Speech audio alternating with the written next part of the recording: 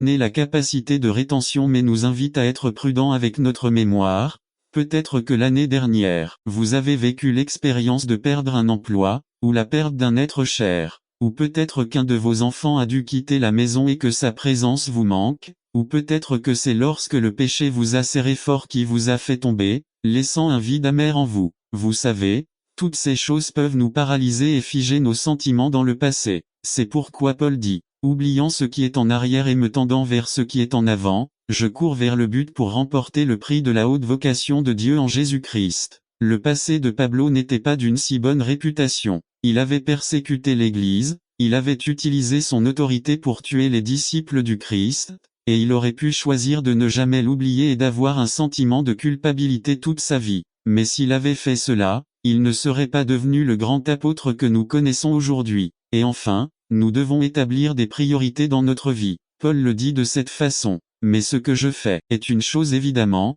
Paul a fait plus d'une chose, il a construit des camps, il a prêché l'évangile, il a fait justice. Vous avez, que faites-vous quand il n'y a personne d'autre avec vous? Si vous pouviez faire quelque chose sans vous faire prendre, que feriez-vous? Cela démontrera clairement le type de justice dont vous disposez. La vraie justice vous incitera à chercher Dieu et à l'aimer à chaque occasion, même si vous êtes totalement seul. Regardez encore notre texte Matthieu 5, 20 car je vous le dis, si votre justice n'est pas plus grande que celle des scribes et des pharisiens, vous n'entrerez pas dans le royaume des cieux. Maintenant, en revanche, regardez le verset 16 Matthieu 5, 16 que votre lumière brille devant les hommes, afin qu'ils voient vos bonnes œuvres et glorifient votre Père qui est dans les cieux. La vraie justice est dépendante de la gloire de Dieu. Lorsque notre lumière brille devant les hommes, ce n'est pas une lumière qui vient de nous mais est évidemment réfléchie par Dieu. Les gens ne rendent pas gloire à l'homme, mais à Dieu. Conclusion, c'est ainsi que nous devrions vivre nos vies. Et parce qu'il leur a dit les vraies raisons de le suivre. 1 J.N. 6, 26 Jésus répondit et leur dit, en vérité, je vous le dis, vous me cherchez, non parce que vous avez vu les signes, mais parce que vous avez mangé du pain et que vous avez été rassasiés d'eux. Pas parce qu'ils ont cru en lui. 3. Pas à cause des signes qu'il a fait. 4. Juste pour les nourrir. 5. Dieu n'est pas servi à cause de combien vas-tu me donner. C'est ils l'ont quitté parce qu'ils n'ont pas atteint leurs objectifs charnels. 1 J.N. 6, 70 à 71 Jésus leur répondit, ne vous ai-je pas choisi 12, et l'un de vous est un diable. 71 Il parla de Judas Iscario, fils de Simon parce que c'était lui qui allait le trahir, et il était l'un des 12. 2 1 Pierre 5, 8 Humiliez, vous donc sous la main puissante de Dieu, afin qu'il vous élève au temps convenable. 3. Il y a des objectifs spirituels et des objectifs charnels. Fil 3, 13 Frères, moi-même je ne prétends pas l'avoir déjà atteint mais je fais une chose, oublier certainement ce qui est derrière et tendre la main vers ce qui est devant. 4. Lorsque vous jetez votre dévolu sur le spirituel, Dieu vous bénit. N'attendez pas qu'il soit trop tard. Devenez membre de la chaîne Today et bénéficiez de réconfort et de soutien dans les moments difficiles. Cliquez sur le lien dans la description de la vidéo. Mardi 9 avril 2024 page 1 Matthieu 6, 33 Mais cherchez premièrement le royaume et la justice de Dieu, et toutes ces choses vous seront données par-dessus. Judas n'a pas atteint ses objectifs charnels et l'a trahi. 5. Les gens n'ont pas réalisé ce qu'ils voulaient charnellement et sont partis. Combien de personnes ont travaillé juste par amour? 6. Vous devez comprendre où Dieu vous veut, pas où vous voulez être. 2. Pourquoi ont-ils continué à le suivre? Car il avait des paroles de Dieu. 1 J.N. 6, 68 Simon-Pierre lui répondit, Seigneur, à qui irions-nous? Vous avez des paroles de vie éternelle. 2. On ne peut donner que la parole. 3. Il faut dire seulement ce qui est de Dieu et non ce qui est de l'homme. B. Il savait que cela venait de Dieu. 1 J.N. 3, 2 Cet homme s'approcha de Jésus pendant la nuit. L'autorité n'est pas le contrôle. L'autorité n'impose pas. L'autorité ne crie pas. Dieu m'a donné autorité au ciel et sur la terre, a dit le Seigneur Jésus. Mais cette autorité n'a pas été imposée, mais elle l'a été. N'attendez pas qu'il soit trop tard. Devenez membre de la chaîne Today et bénéficiez de réconfort et de soutien dans les moments difficiles. Cliquez sur le lien dans la description de la vidéo. Mardi 9 avril 2024 page 3 Démontré dans leur mode de vie. L'autorité d'un leader est imposée et, ce faisant, détruit des vies. Pour lui, la chose la plus importante, ce sont les réglementations. Pour le serviteur, le plus important est de démontrer par sa vie que l'autorité lui a été transférée. L'autorité du serviteur se manifeste dans sa propre vie et lorsqu'il l'exerce, même s'il ne l'aime pas, Chacun sait que c'est nécessaire. 10. Le serviteur existe pour être soumis, le leader existe pour exiger la soumission. Seigneur, je ne mérite pas que tu viennes dans ma maison. Donnez simplement l'ordre, et mon serviteur sera guéri, car je suis moi-même sous des ordres supérieurs, et en même temps j'ai des soldats sous mes ordres. Matthieu 8:9. La soumission est la clé du service. Le serviteur sait que pour avoir le privilège de se soumettre les autres, il doit lui-même être soumis. Formidable leçon enseignée par le centurion. Il a lui-même déclaré: je crois au pouvoir de ta parole, car j'ai aussi des soldats, mais avant cela je suis moi-même soldat. Les dirigeants exigent la soumission, mais eux-mêmes ne savent pas comment se soumettre, mais le serviteur connaît l'importance de la soumission car c'est le fondement de l'autorité.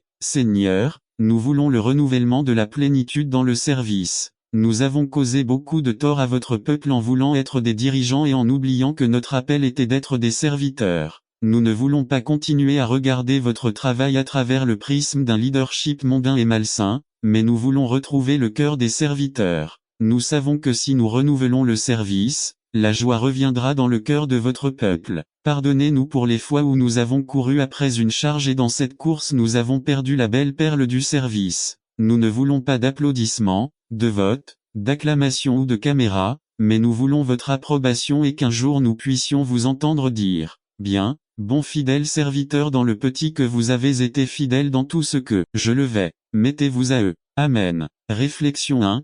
Quelle faiblesse je trouve dans le service que j'offre aux personnes. 2.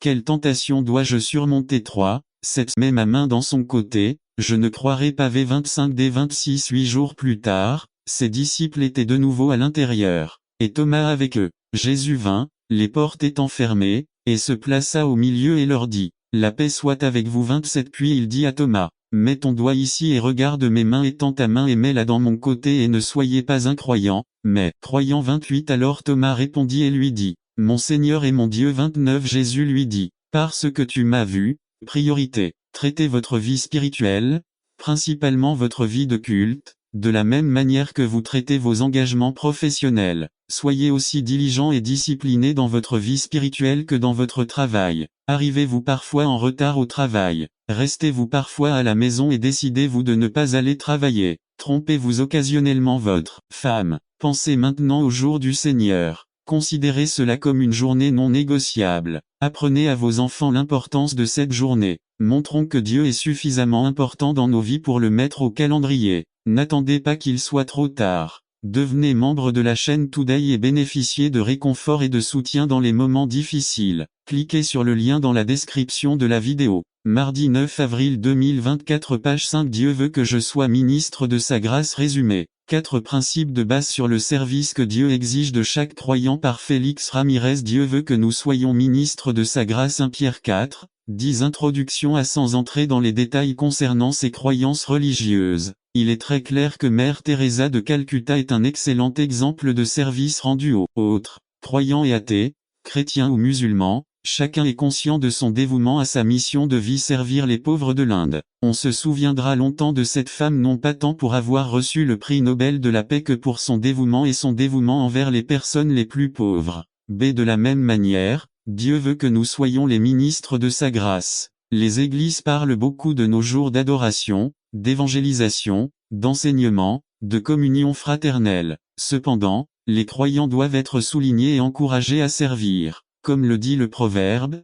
celui qui ne vit pas pour servir n'est pas bon à vivre. Ces personnes ne contestent que nous devons servir Dieu. Le problème se pose lorsque nous définissons ce que signifie servir Dieu. J'en ai une qui est très pratique. Servir Dieu, c'est servir les autres. Bien sûr, ce n'est pas la seule façon de servir Dieu, mais c'est l'une des façons que nous avons le plus négligées. Je pense qu'une des situations qui rend difficile le service aux autres est que lorsque nous entreprenons de le faire, tout le monde n'est pas content. 3 frères de l'église ont dit à l'un des diacres qu'il faisait très chaud, mais avant d'arriver à l'endroit où se trouvait le thermostat, 2 autres se sont plaints du froid qui régnait dans le sanctuaire. Après avoir prié pour la sagesse, le diacre l'a abaissé de 3 degrés et l'a élevé de 2. Lorsqu'il revint chez lui, il put voir les 5 frères qu'il avait vus, et ils avaient l'air heureux et satisfaits du changement de température. Cela n'a pas d'importance. Nous sommes appelés à investir nos efforts et nos talents au service des autres. Nous vivons dans un monde plein d'égoïsme et d'indifférence envers les autres.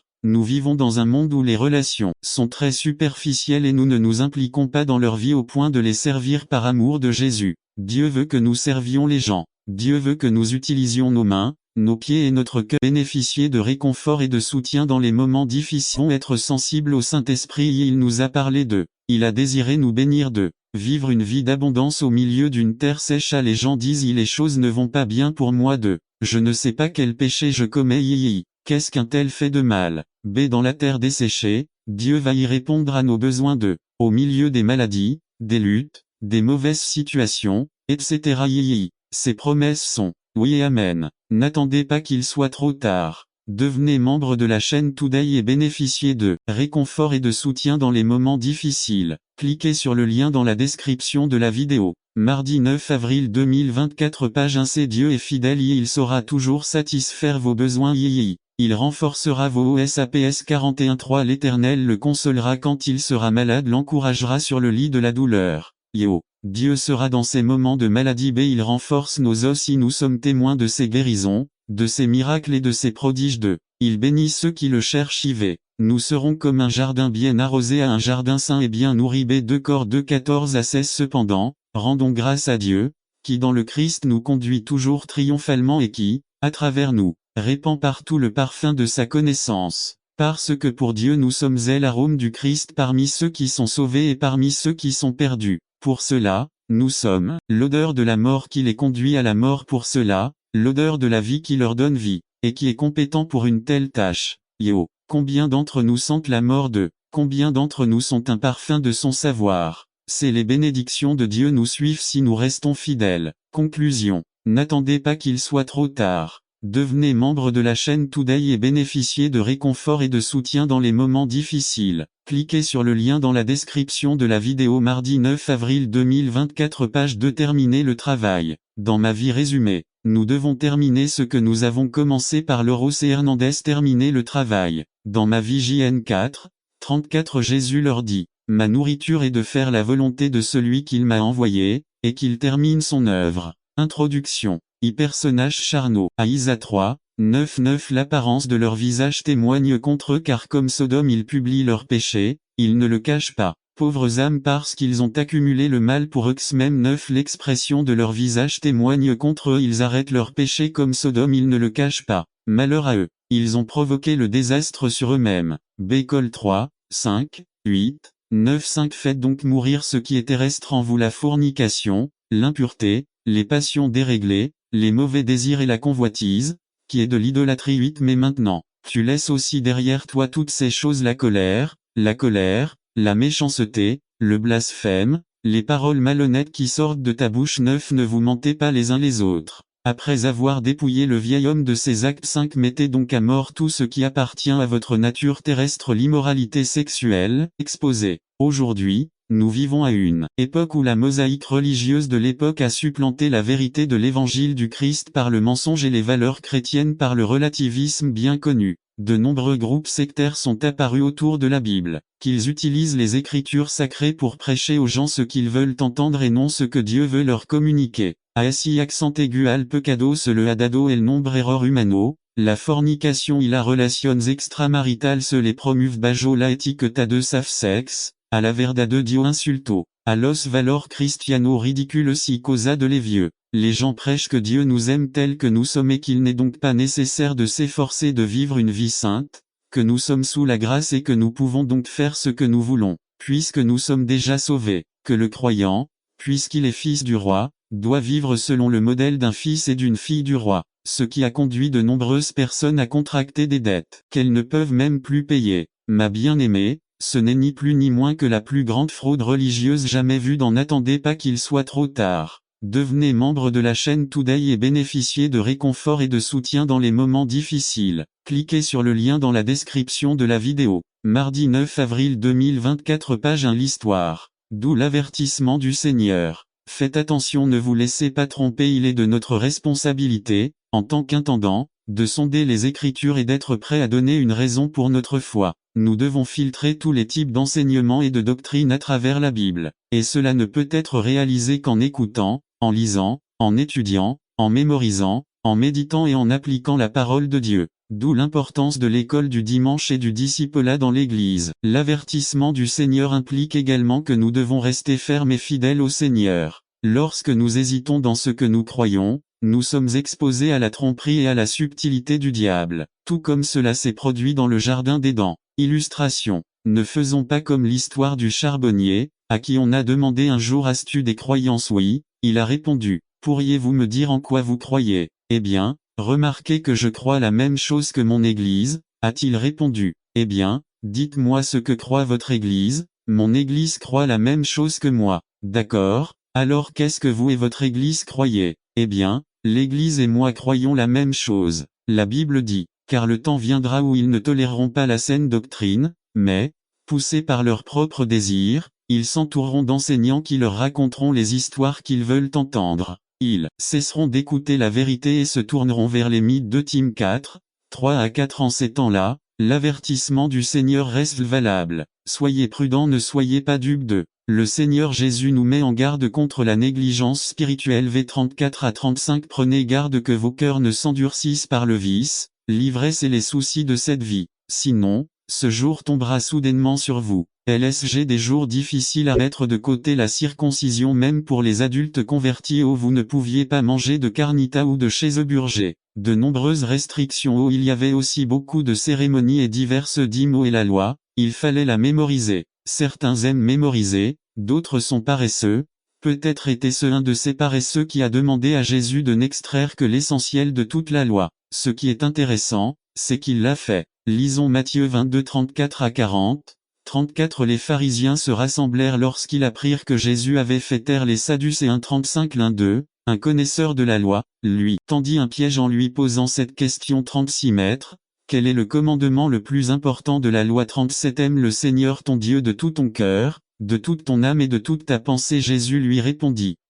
38. C'est le premier et le plus important des commandements. 39. La seconde est ainsi: aime ton prochain comme toi-même. 40. De ces 2 commandements dépendent toute la loi et les prophètes. Mais comment aimes-tu ton prochain? Et pourquoi comme lui-même? C'est ce que nous étudierons dans une série de sermons au cours des prochaines semaines. Ce matin, nous examinerons une partie très importante de la capacité à aimer: le pardon. Dans la prière modèle, Jésus met une phrase souvent répétée mais peu désirée. Regardons Matthieu 6 12. Pardonnez-nous nos dettes, comme nous avons remis à nos débiteurs. Combien veulent que Dieu leur pardonne de la même manière que vous pardonnez aux autres? Ce n'est pas facile ni agréable de devoir pardonner, mais il est essentiel de pouvoir aimer son prochain. Regardons ce que Jésus dit un peu plus loin dans Matthieu 6 14 à 15, immédiatement après avoir terminé la prière. 14. Parce que si s'ils pardonnent aux autres leurs offenses, votre Père Céleste vous pardonnera aussi. 15. Mais si vous ne pardonnez pas aux autres leurs offenses, les phrases, la terminologie et même dans les citations de Paul l'Ancien Testament, en particulier Genèse 15 6. Il a noté que Jacques a utilisé le même personnage comme exemple. Abraham 2. Et comme les conclusions des deux étaient totalement opposées, Luther a conclu que Jacques avait écrit pour critiquer Paul. Cependant, Luther ne réalisait pas que l'épître de Jacques avait été écrite 15 à 20 ans avant les Romains 3. D'autres personnes qui ont réalisé la fausse prémisse de Luther, depuis que Jacques a écrit pour la première fois, ont postulé que Paul voulait présenter une explication plus claire de la signification de la foi salvatrice sans l'intervention des œuvres. 4. Comment pouvons-nous résoudre le problème des nombreuses similitudes entre Jacques et Paul, des similitudes dans le langage, tout en parvenant en même temps à des conclusions différentes? Qui a raison, Jacques ou Paul? 5. En fin de compte, comment répondons-nous aux questions? Est-ce la foi ou les œuvres ou la foi et les œuvres? Dans le prochain sujet, probablement en janvier, nous réconcilierons Jacques et Paul et répondrons à ces questions. 6. En attendant, continuons à étudier nos Bibles. Gardons vivante notre vie de dévotion et n'attendons pas qu'il soit trop tard. Devenez membre de la chaîne Toute la lumière de l'éternité. 7. À réfléchissez. 1. Avez-vous vu une valise que les enfants apportent à leur naissance? 2. Avez-vous vu un camion de déménagement derrière un corbillard? 3. Saviez-vous que les vêtements des morts n'ont pas de sac? B. Ces simples observations nous rappellent que la première étape pour ne pas se laisser dominer par l'ambition est de comprendre que, aussi riches que nous soyons, nous ne pourrons rien emporter, absolument rien avec nous. C. Paul nous place dans la perspective de l'Éternel en pointant les 2 points critiques de notre vie terrestre et nous rappelle que de même que nous n'avons rien apporté au monde, De la même manière nous ne retirerons rien de ce monde. Cette même idée a été évoquée par Job lorsqu'il a dit « Nu, je suis sorti du ventre de ma mère et nu j'y retournerai ». Une étape décisive pour vaincre l'ambition matérialiste consiste à placer les biens matériels dans la bonne perspective l'éternité parce que nous avons été créés pour y vivre. Une vision des choses en contraste avec l'éternité nous aidera non pas à les éviter complètement, mais à ne pas y mettre notre espoir et notre joie. Des pas de puce dans le téléphone portable le plus sophistiqué, ni de pièces de moteur dans la voiture de sport la plus chère. Nous ne pourrons même pas emporter avec nous la clé du manoir le plus luxueux après la mort. C'est dans l'éternité que les positions sociales et économiques se stabilisent. Là-bas, personne n'a plus de bien que quiconque. De plus, il n'y a aucun bien matériel. Après tout, dans l'éternité, vous n'aurez qu'une seule chose, votre âme, votre cœur, votre relation avec Dieu. C'est pourquoi Paul nous enseigne le principe suivant de vivre simplement. 8 Nous vivons à une époque de grand progrès dans tous les domaines de la vie humaine, dans laquelle nous sommes impitoyablement bombardés par une avalanche d'options pour rendre notre vie plus facile, plus agréable, plus confortable. Toutes ces options sont comme des voies qui tentent d'attirer notre attention et notre argent. Et bon, ils obtiennent ce qu'ils veulent. Nous en venons à penser que nous avons besoin de plus de choses pour aller bien. C'est dans le domaine du marketing, cela s'appelle créer un besoin. Dès si nous avons soif, nous pouvons boire de l'eau ou une boisson gazeuse en bouteille. Si nous avons faim, nous pouvons manger du pain, de la pizza ou un hamburger. Divertissement, faire une promenade dans un parc, aller au mall et aller au cinéma. Dans ce verset, Paul nous appelle à un style de vie simple, qui consiste à 1. Se contenter de quoi manger, 2. Se contenter de quoi porter, c'est-à-dire éprouver de la satisfaction avec un style de vie modeste. Il y a une histoire très intéressante dans notre pain quotidien. N'attendez pas qu'il soit trop tard. Devenez membre de la chaîne Today et bénéficiez de réconfort et de soutien dans les moments difficiles. Cliquez sur le lien dans la description de la vidéo. Mardi 9 avril 2024, page 2. Un homme d'affaires très riche était en colère parce qu'il avait remarqué qu'un pêcheur était assis à côté de son bateau.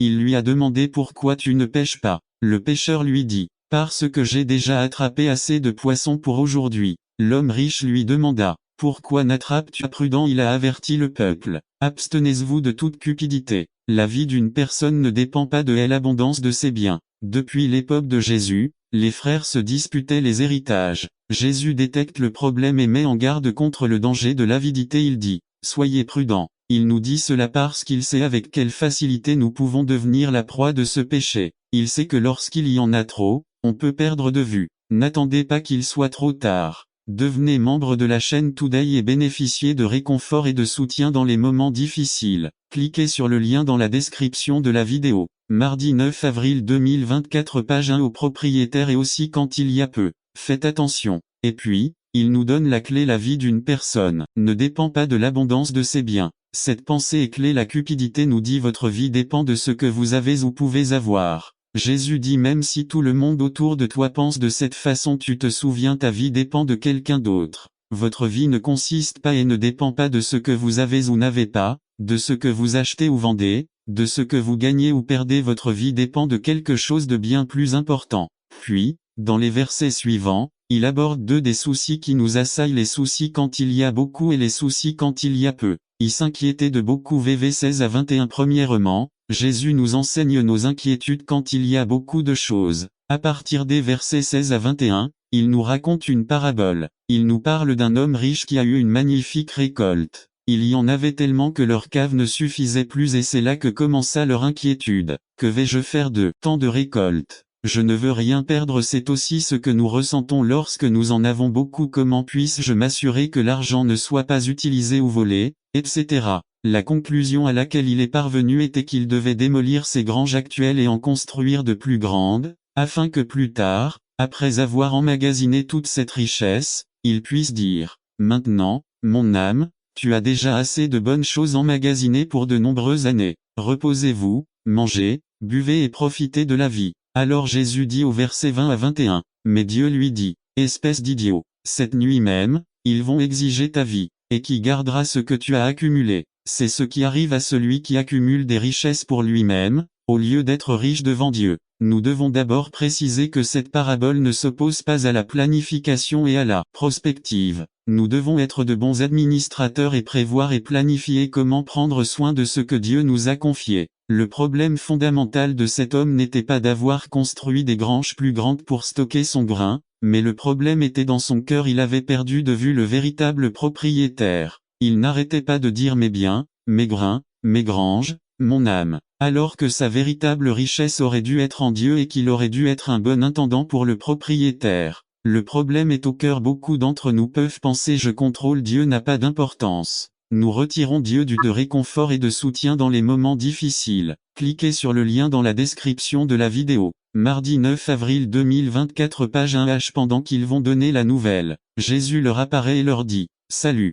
La version latino-américaine dit « Paix-toi ». Jésus désire la paix pour chacun de nous parce qu'il sait que nous vivons des temps instables. La mort du Maître a fait perdre confiance à ses disciples dans les enseignements de Jésus et son ministère, mais avec la résurrection, cela a été la cause de beaucoup de paix, puisque Dieu contrôlait toujours toutes choses. 2. Quand Jésus apparaît à deux de ses disciples, M. 16-12,13, Luc 24, 13 à 35 il s'agissait de Cléopas et d'un autre qui n'est pas mentionné avec certitude. B. Ils étaient en route de Jérusalem vers le village d'Emmaüs. Luc déclare qu'il était situé à 60 symbolos de Registrado Stade. Certains manuscrits disent 160 de Jérusalem Luc 24 13, mais il ne précise pas dans quelle direction. Le site exact est inconnu, mais le plus probable est celui d'El-Beba, à environ 11 ou 12 km au nord-ouest de Jérusalem, bien que les sources chaudes suggérées par le nom d'Emmaüs n'existent plus.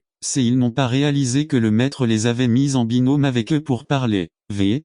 15d Ils l'ont pris comme un simple étranger de passage. V. 18 Jésus leur demande êtes-vous triste? Quelles sont ces conversations que vous avez entre vous pendant que vous marchez, et pourquoi? C'est alors qu'on lui raconte les événements qui se sont produits dans la ville. Voyant encore leur ignorance et leur stupidité, Jésus commence à les extorquer en disant 25 puis il leur dit, ô accent circonflexe insensé, et dont le cœur est lent à croire tout ce qu'ont dit les prophètes 26 N'était-il pas nécessaire que le Christ souffre ces choses et entre dans sa gloire 27 H. Luc mentionne qu'il leur a parlé, 27 et commençant par Moïse, et continuant à travers tous les prophètes, il leur rapporta dans toutes les Écritures ce qu'ils disaient de lui. C'est alors qu'ils commencent à sentir que leur cœur brûle en eux, mais ils ne suivent pas leurs instincts que l'Esprit du Seigneur a provoqués en eux. Ce n'est que plus tard que l'étranger est resté avec eux et pendant la fraction du pain, ses yeux ont capté la réalité et ont reconnu le Maître. Mais cela disparaît de leur vue. V. 30. 31 La tristesse que leur causait le Maître avec sa mort s'est maintenant transformée en joie et en encouragement. Alors à cette même heure, ils se sont levés et ont fait environ 11 ou 12 kilomètres pour témoigner aux autres frères. Quand il apparaît aux autres disciples, Luc 24 36 à 49 encore une fois, il dit les mêmes paroles qu'aux femmes. Paix avec vous. B. Il semble que c'était une expression habituelle de Jésus lorsqu'il saluait les gens.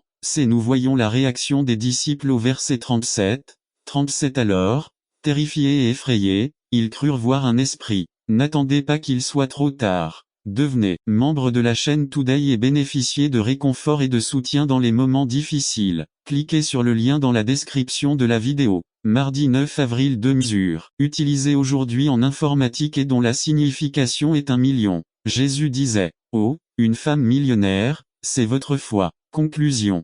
Qu'est-ce qui empêche le miracle de se produire? B. A-t-il des ressentiments stockés comme leader dans nos cœurs? Révérend Séraphin contre Galéano. N'attendez pas qu'il soit trop tard. Devenez membre de la chaîne Today et bénéficiez de réconfort et de soutien dans les moments difficiles. Cliquez sur le lien dans la description de la vidéo. Mardi 9 avril 2024 page 3 Comment prier pour nos enfants partie 2 Résumé. L'adolescence est l'étape de plus d'angoisse et d'inquiétude pour les parents par Fernando Ocampo. Titre. Comment prier pour nos enfants partie 2 Texte. Psaume 127 1 Samuel 1, 1 à 11, 19 à 18 Objectif. Que les auditeurs mettent en pratique la dynamique de la prière pour leurs enfants. Introduction. En tant que parents, nous entendons beaucoup de choses au cours de la vie de nos enfants. Certains d'entre eux sont agréables et méritent d'être célébrés, mais d'autres dont nous ne voulons même pas nous souvenir. Tout au long de leur vie, nos enfants sont exposés au danger. En tant que parents, nous avons souvent dû courir à l'hôpital,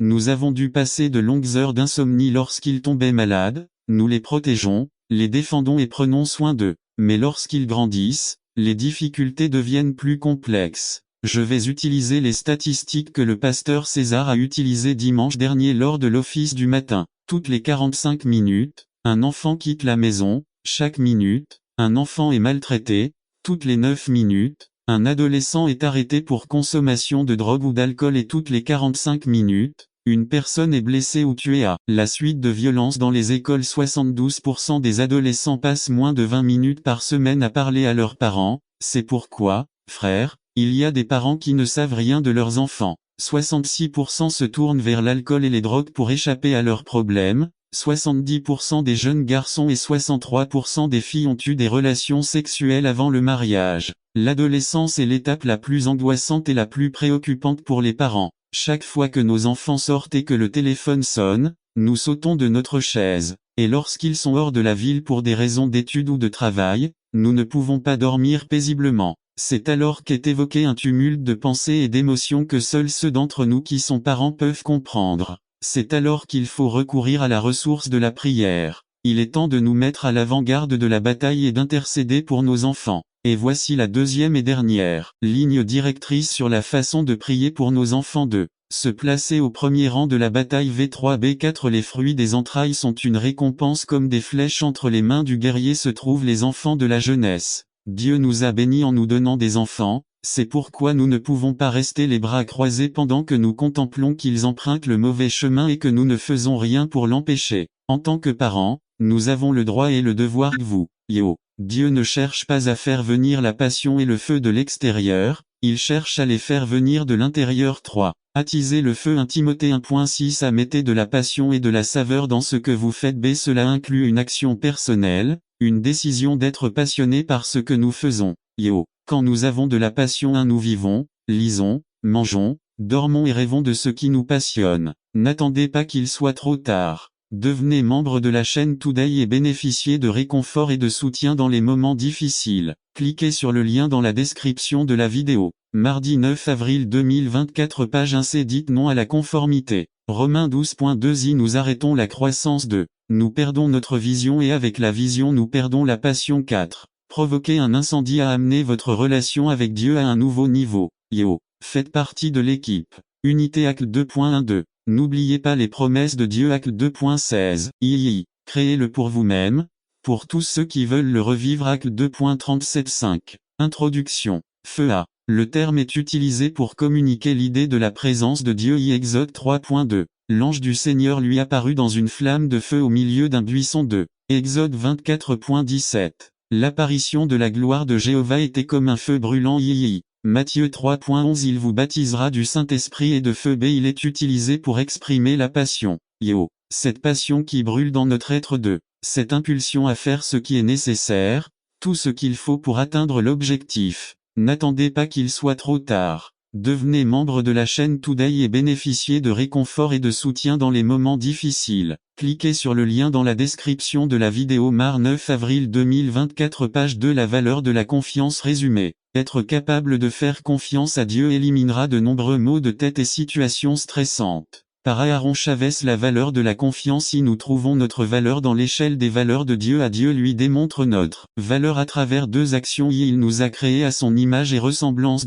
Par Jésus-Christ, il est mort pour nos péchés. 1. Dieu a tellement pensé à vous, a tellement cru en vous et vous a vu comme une personne d'une telle valeur qu'il a permis à votre Fils de mourir pour que vous puissiez vivre. 2. Car Dieu a tant aimé le monde qu'il a donné son Fils unique, afin que quiconque croit en lui ne périsse pas mais ait la vie éternelle. Jean 3.16 Lorsque nous nous regardons à la lumière des actions que Dieu accomplit en notre faveur, elles devraient nous inspirer confiance. B. Jésus est mort spécialement pour vous. Cela montre que nous avons une valeur inestimable pour Dieu. C'est Dieu nous aime tellement qu'il intervient activement dans nos vies. Le cœur de l'homme trace sa voie, mais le Seigneur redresse ses pas. Proverbe 16.9 Non seulement Dieu vous donne la vie et vous abandonne, mais il continue de faire partie de votre vie. Jamais nous quittera, jamais nous abandonnera.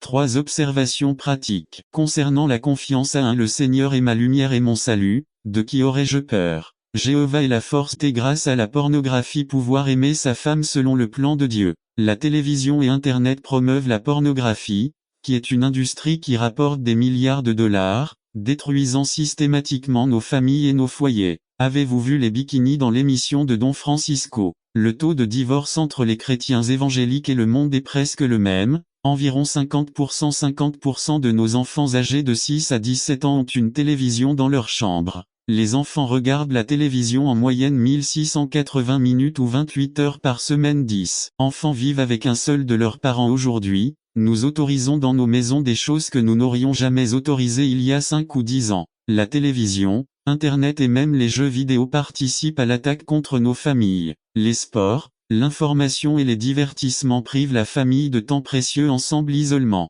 James Dobson a dit, élever un enfant, c'est comme faire un gâteau. On ne se rend compte du désastre que lorsqu'il est trop tard. Proverbe 22:6. Éduquez un enfant dans la voie qu'il doit suivre, et quand il sera vieux, il ne le fera pas. Éloignez-vous-en. Maintenant que j'ai votre attention, je vous demande: a-t-il un problème dans votre famille? Que dois-je faire pour reconquérir ma famille pour Christ? 1. Reconnaître le problème même s'il fait mal. Après-midi, devenez membre de la chaîne aujourd'hui et obtenez du réconfort et du soutien dans les moments difficiles. Cliquez sur le lien dans la description de la vidéo. Mardi 9 avril 2024, page 2. Si vos enfants ne se comportent pas comme vous le souhaitez, c'est très probable que ce soit votre faute et non celle des enfants. La première étape pour convaincre votre famille est d'être conscient du problème. Réveillons-nous de notre sommeil. Lisez Romains 13:11. Bible 2. Comprenez que Dieu fournit la solution. Psaume 127. Ainsi le Seigneur ne construit la maison, ceux qui la construisent travaillent en vain. Si le Seigneur ne garde pas la ville, les gardes veillent en vain. Dieu veut et peut reconstruire votre famille aujourd'hui. 3. Soyez actifs dans l'obéissance à la parole de Dieu. Ne soyez pas faibles et permissifs. Il y a des choses qui ne peuvent pas être négociées. Ayez de l'autorité mais soyez humbles et obéissants. Élever une famille chrétienne implique de prendre l'initiative de changer, de faire confiance à Dieu et de prendre des mesures solides qui nous aident à progresser. Colossiens 2:20. Si vous êtes morts avec Christ aux éléments du monde, pourquoi, comme si vous viviez dans le monde, vous soumettez-vous à des préceptes? Pourquoi continuons-nous à autoriser des choses douteuses dans nos maisons? Allons-nous donner au monde la permission d'influencer l'esprit et le cœur de nos jeunes? Allons-nous continuer à dire une chose et à en faire une autre devant nos enfants? N'oubliez pas qu'ils feront davantage ce que vous faites, pas ce que vous dites. Jacques 1:22. Mais mettez en pratique la parole, et ne vous contentez pas de l'écouter, en vous trompant vous-même. L'hôtel familial est une merveilleuse façon d'unir la famille. Cela consiste à étudier ensemble la parole de Dieu. C'est comme une cellule, mais dans notre propre maison, les façons dont Dieu a parlé. Nous trouvons dans le livre de 2 Rois 5:20-27, la radiographie d'un serviteur qui il n'a pas mis de diligence et a glissé tristement. Géasi, serviteur d'Élisée, avait été entouré d'un environnement spirituel très riche, mais il ignorait comment Dieu avait parlé de nombreuses et multiples manières et en ne faisant pas preuve de diligence il s'est échappé. La triste expérience de Géasi nous exhorte à faire très attention, en tant que serviteurs de Dieu, aux choses suivantes qui peuvent nous faire déraper et finir par être disqualifiés. Nous connaissons tout le contexte de cette histoire. Lorsque Naaman fut guéri de la lèpre et voulut récompenser Élisée pour ce miracle, Élisée a refusé de recevoir aucun cadeau. Pendant que cela se produisait intérieurement dans le cœur de Géasi, des choses très significatives se produisaient. 1. Soyez prudents avec le monologue interne. 2 Rois 5:20. Géasi se dit, quel est notre monologue intérieur? Ce dont nous parlons détermine ce qui remplit notre cœur. Notre monologue interne est-il la vérité de Dieu ou est-il saturé de nos propres désirs et désirs? Le monologue intérieur de Géasi était plein d'avidité. Je vais courir après lui et récupérer quelque chose. Le ministère que nous avons reçu par la grâce de Dieu peut facilement devenir saturé d'avidité pour réaliser des choses qui, en dehors du ministère, nous coûteraient plus d'argent ou d'efforts. Nous devons nous renouveler pleinement dans la diligence, en nous occupant de notre monologue interne. Le monologue interne nous dira les motivations que nous devons servir. Pourquoi voulons-nous prêcher, exercer un ministère ou émerger? Attardons-nous sur ce monologue interne. 2. Soyez prudents lorsque vous utilisez le nom de Dieu. 2 Rois 5:22a. Mon Seigneur m'envoie vous le dire. Nous n'avons pas permission ou autorité de parler au nom de Dieu, s'il ne nous a pas envoyés. Gardons-nous de tomber dans les expressions bien connues de « Le Seigneur m'a révélé »,« Le Seigneur m'a montré »,« Le Seigneur m'a ému ». Le Seigneur veut que je sais que Dieu révèle, parle et agit, mais nous devons faire attention à ne pas utiliser ces expressions alors qu'en réalité ce sont nos propres désirs et ambitions qui, comme Géasi, courent après Naaman. Il est très facile d'utiliser le nom de Dieu pour atteindre nos objectifs, comme Géasi, qui a profité de sa position pour parler au nom de son Seigneur. Le renouvellement de la plénitude de l'assiduité se manifeste en prenant soin de ne pas parler au nom de Dieu pour réaliser des ambitions personnelles. Beaucoup osent parler au nom de Dieu pour chercher du soutien dans leur ministère, de l'argent, de la reconnaissance ou de l'invulnérabilité. 3. Soyez prudents avec les mensonges. 2 Rois 5 22b. Voici, à cette heure, 2 jeunes hommes arrivèrent. Parler au nom de Dieu alors qu'il ne nous l'a pas commandé, c'est on. Quel que soit le degré de rébellion et de désobéissance, votre problème fondamental sera toujours contre Dieu. B. L'Écriture dit que c'est Dieu qui a établi le principe d'autorité. C'est pourquoi tous les types de rébellion sont des résistances. 4. Ou méprisez-vous les richesses de sa bonté, de sa patience et de sa longanimité, ne sachant pas que sa bonté vous conduit à la repentance. Ézéchiel 11, 19. Et je leur donnerai un cœur, et je mettrai en eux un esprit nouveau et j'ôterai du milieu de leur chair le cœur de pierre. Et je leur donnerai un cœur de chair. Philippiens 2, 13. Car c'est Dieu qui opère en vous le vouloir et le faire, pour son bon plaisir. Romains 9, 15 à 16. Car il dit à Moïse, j'aurai pitié de qui j'aurai pitié, et j'aurai compassion de qui j'aurai compassion. 16. Cela ne dépend donc pas de celui qui veut, ni de celui qui court, mais de Dieu qui a pitié. N'attendez pas qu'il soit trop tard. Devenez membre de la chaîne Today et bénéficiez de réconfort et de soutien dans les moments difficiles. Cliquez sur le lien dans la description de la vidéo. Mardi 9 avril 2024 page 5 La connaissance assimilée de Dieu. Un résumé. Proposition. La connaissance de Dieu est le plus grand danger pour l'homme lorsqu'elle n'est pas assimilée pratiquée dans nos vies pour la gloire de Dieu. Par Matt Black. La connaissance assimilée de Dieu. Première partie. Fondement de la foi chrétienne. Proposition. La connaissance de Dieu est le plus grand danger pour l'homme lorsqu'elle n'est pas assimilée pratique dans nos vies pour la gloire de Dieu. Verset clé. Matthieu 15 20. J'ai cru, c'est pourquoi j'ai parlé. Psaume 116, 10. Avec quelle rapidité nous parlons de ce que nous ne croyons pas vraiment. Il y a une grande tentation dans nos prix à payer lorsque Satan prend le contrôle de nos vies. Le problème est que cela n'est généralement pas payé en argent mais en agonie et en souffrance. Seigneur, protège-moi, retiens-moi ou même vains-moi de telle manière que je ne puisse pas me retrouver immergé et inondé de mal qui peut causer de la douleur dans la vie de quelqu'un. 2 Pierre 2, 9 Psaume 34, 15 Contrat divin. Humain. Mon rôle. 2 Timothée 2, 22. Fuir, former des habitudes qui favorisent une meilleure communion avec Christ.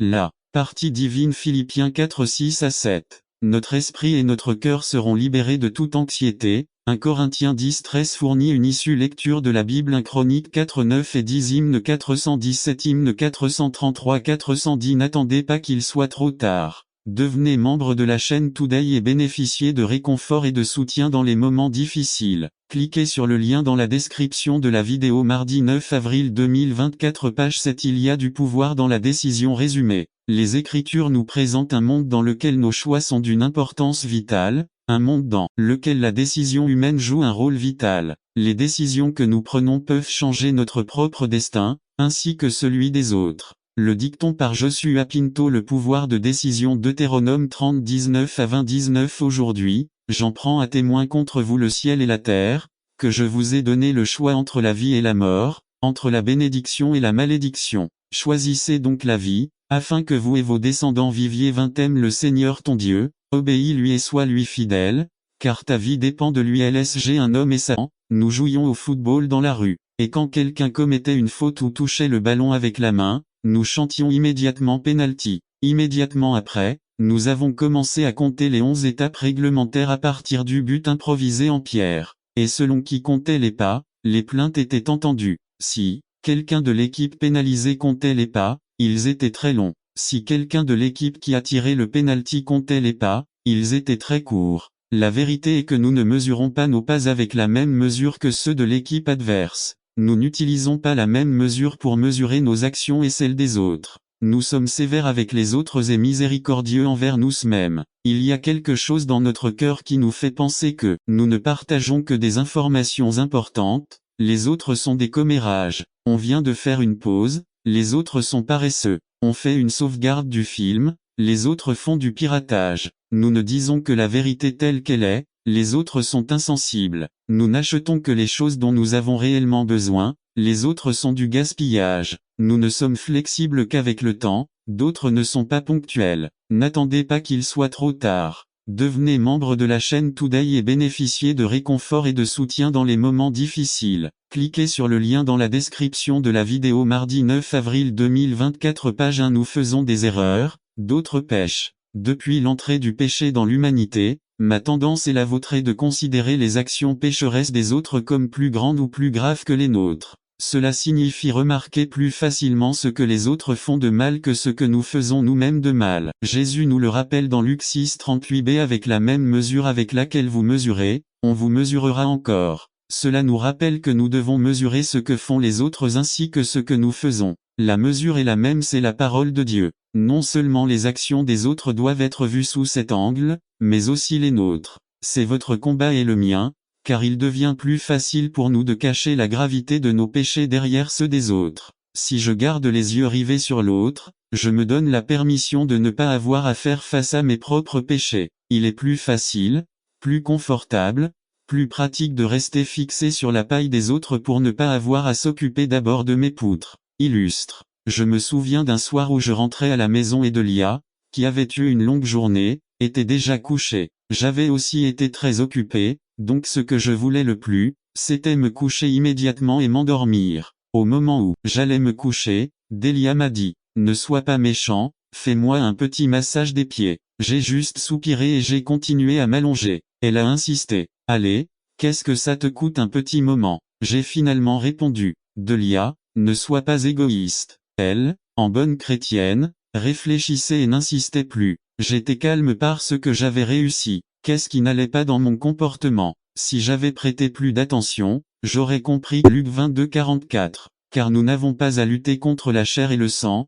mais contre les principautés, contre les puissances, contre les princes des ténèbres de ce monde, contre les armées spirituelles de la méchanceté dans les lieux célestes. Éphésiens 6:12-5. Vous pouvez apprendre à prier. Il est de la plus haute importance que tous ceux qui veulent apprendre à prier acceptent cette vérité simple mais incontournable. En priant, vous apprenez à prier. C'est un fait très remarquable que Jésus n'a jamais appris à ses disciples à prêcher ou à guérir et qu'il se préoccupait plutôt de leur apprendre comment prier. Dans la prière, il y a une source inépuisable de pouvoir et de sagesse. La semaine prochaine, nous donnerons 8 raisons pour lesquelles nous devrions prier. N'attendez pas qu'il soit trop tard. Devenez membre de la chaîne Today et bénéficiez de réconfort et de soutien dans les moments difficiles. Cliquez sur le lien dans la description de la vidéo. Mardi 9 avril 2024. Page 2. Comment prier résumé. Ceci est le sermon numéro 4 de la série Tout sur la prière par Ralph Mandé. Comment priez-vous? Les disciples du Seigneur lui ont posé cette question, à laquelle il a répondu par ce que nous appelons le Notre Père. Cette prière n'est pas simplement une prière comme beaucoup la prennent et la pratiquent,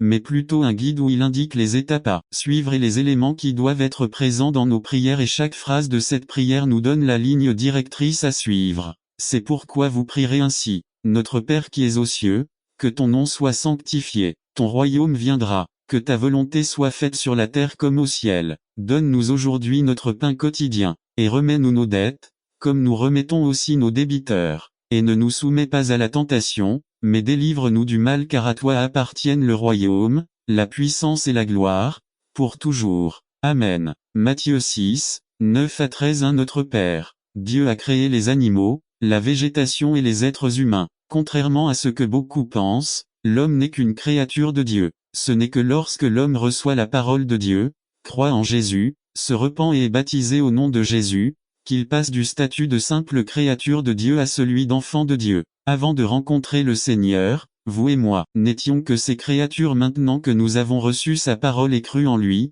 aujourd'hui que nous nous sommes repentis et lui avons donné notre vie, depuis le jour où nous avons été baptisés en son nom en plus d'être ses créatures, maintenant, nous sommes enfants de Dieu. En résumé, si vous avez cru à la parole de Dieu, vous êtes repentis et avez été baptisés en son nom, je vous félicite. Eh bien, vous êtes maintenant un enfant de Dieu. Mais à tous ceux qui l'ont reçu, à ceux qui ont cru en son nom, il a donné le droit de devenir enfant de Dieu. Jean 1:12. Maintenant, en tant qu'enfant de Dieu, vous avez des droits que vous n'aviez pas auparavant en tant que créature. Seuls les enfants de quelqu'un peuvent l'appeler père. C'est un droit réservé aux enfants. Désormais, en tant qu'enfant de Dieu, vous pouvez vous approcher de Dieu comme un enfant s'approche d'un père. Présentes ont levé la main, se sont levés et ont ensuite applaudi. Pour Dieu, la visite est de la plus haute importance. A. Il a visité Adam en aidant. B. Il a visité Moïse dans le buisson ardent. C. Il a visité les êtres humains à travers son Fils Jésus-Christ pour leur offrir le salut et la vie éternelle. N'attendez pas qu'il soit trop tard. Devenez membre de la chaîne Today et bénéficiez de réconfort et de soutien dans les moments difficiles. Cliquez sur le lien dans la description de la vidéo.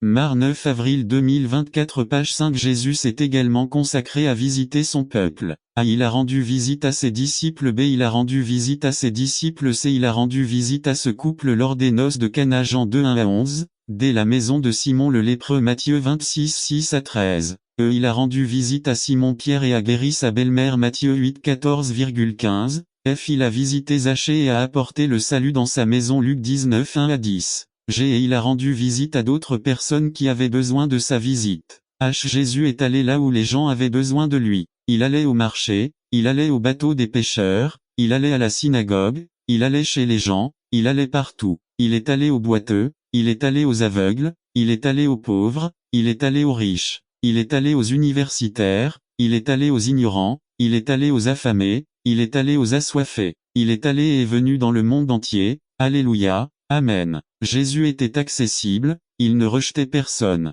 Jésus est entré dans la vie de ceux qui avaient besoin de lui, non seulement dans leur maison, non seulement il leur a prêché et enseigné, mais il est également entré dans leur cœur et ils sont entrés dans celui de Jésus par amour. Pour Jésus, son peuple était important et il devait leur rendre visite. Il avait envie de leur rendre visite. Il l'a fait même lorsque c'était inconfortable. Vos pieds deviennent poussiéreux, n'attendez pas qu'il soit trop tard. Devenez membre de la chaîne Today et bénéficiez de réconfort et de soutien dans les moments difficiles. Cliquez sur le lien dans la description de la vidéo. Mardi 9 avril 2024 page 6 Il est monté sur un âne, il a traversé les rivières, il a pris des bateaux pour traverser la mer. Il a marché sur les eaux. Il a cherché le peuple et le peuple l'a cherché. Les dirigeants participent également à un programme systématique de visite. Il faut aller là où sont les gens. Jésus l'a fait 5. En vol d'oiseau. Un leader à la style de Jésus. Un Jésus a toujours été à la hauteur de ce qu'il disait. 2. Il respectait l'individualité de chaque personne. 3. Il faisait en sorte que les autres se sentent importants. 4. Il était tolérant. 5. Il était amical. 6. Il était agréable. 7. Il était soucieux. 8. Il était empathique. Indulgent. 9. Il était libérat de préjugés race, religion,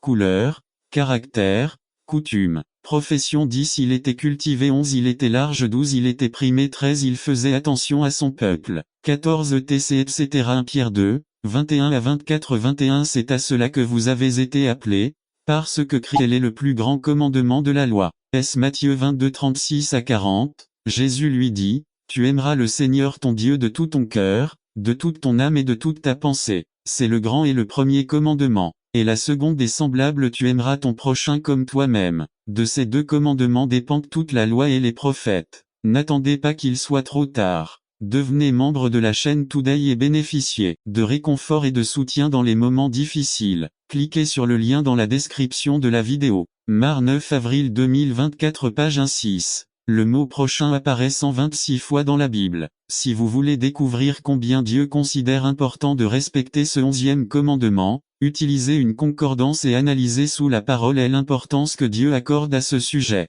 2. L'impératif d'aimer. La réaction apparemment rigide d'A.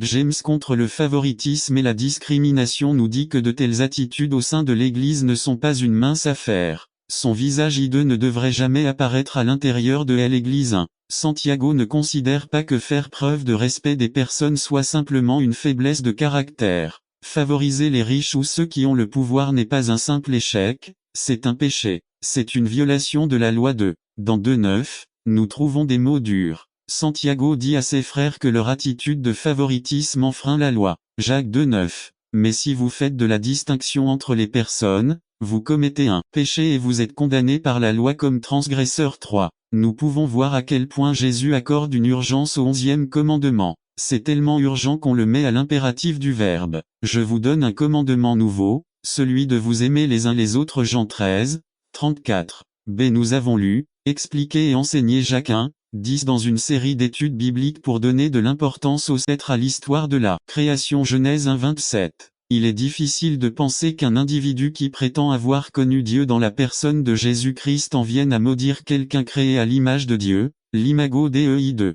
Jacques demande, 3 11-12. Est-ce qu'un source versez-vous de l'eau douce et amère par la même ouverture 12 Mes frères, un figuier peut-il produire des olives, ou une vigne des figues? La source d'eau salée ne peut pas non plus produire d'eau douce 3. Si Jacques avait déclaré qu'aucun homme n'est capable de contrôler sa langue, comme cela apparaît dans 3:8, il n'aurait pas posé ces questions 4. Le fait que la réponse à ces questions exige un nom implique qu'une langue qui a véritablement été plantée dans la fontaine d'eau vive, Jésus-Christ, est incapable de la duplicité de louer Dieu d'une part et de l'autre d'un autre côté. Maudit cet homme. N'attendez pas qu'il soit trop tard. Devenez membre de la chaîne Today et bénéficiez de réconfort et de soutien dans les moments difficiles. Cliquez sur le lien dans la description de la vidéo. Mardi 9 avril 2024 page 3 C'est en préparation de la célébration de la scène du Seigneur samedi prochain, il est temps de nous demander si nous avons utilisé notre langue pour maudire Kill 3 à Ebenezer,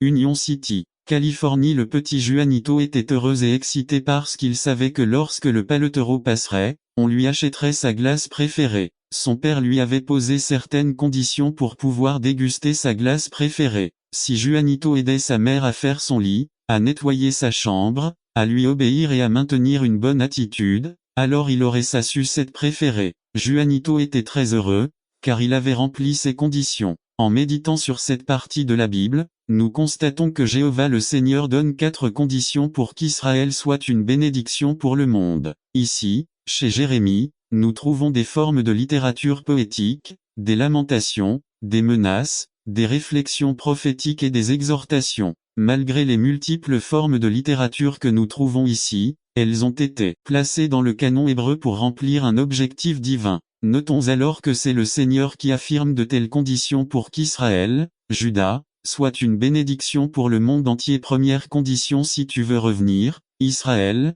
c'est à moi que tu dois revenir. Dieu parle aujourd'hui à évidemment cette portion est une invitation qui implique un désir, la volonté, le vouloir. Dieu n'oblige personne à le suivre. Vous êtes libre et décider de le suivre ou non. C'est le mot retour que nous trouvons ici et la clé de la repentance. Des versions anglaises contemporaines: si vous voulez vraiment revenir à moi, si vous vous repentez, c'est mon chemin que vous devez emprunter.